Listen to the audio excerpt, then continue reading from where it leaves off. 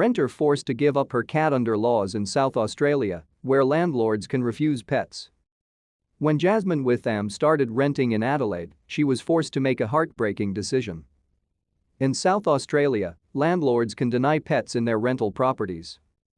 The SA government is looking at strengthening laws to allow tenants to have pets.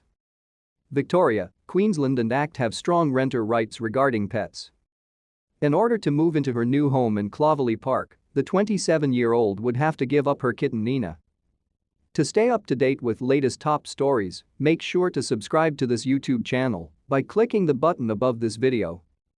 Even though more than 60% of South Australian households own a dog or cat, the decision to allow pets in rental properties lies with the landlord. Property owners can currently refuse tenants' requests to own a pet and do not have to provide a reason for doing so. As a result, Ms. Witham, who has struggled with rental affordability over the years as a part-time student who lives with bipolar disorder and is on the disability support pension, said she was faced with a difficult choice. "We approached the landlord and asked to bring the pet with us, and they said no, so I wasn't able to bring my kitten with me to the new house," Ms. Witham said. "It is still very upsetting, and I don't see how having a pet or a smaller animal like a cat is detrimental in any way to a property, like if there is any damage there is a bond."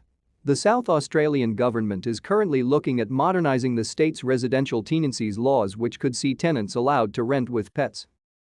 In 2020, new laws came into effect in Victoria which made it much easier for renters to own a pet.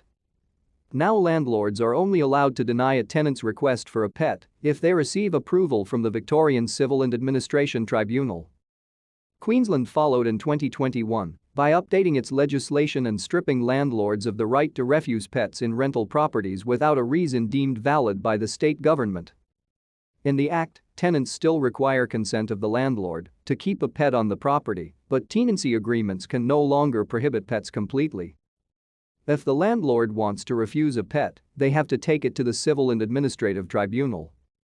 Shelter SA Executive Director Alice Clark said the current legislation in place in South Australia is outdated.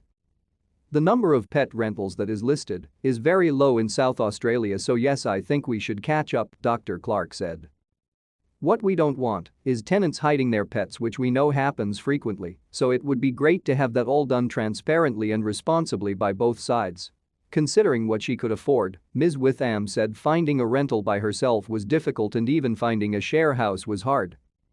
"It's difficult to be put onto a lease, where a lot of landlords and agencies feel uncomfortable taking people getting social security benefits and will prioritize people in employment," she said.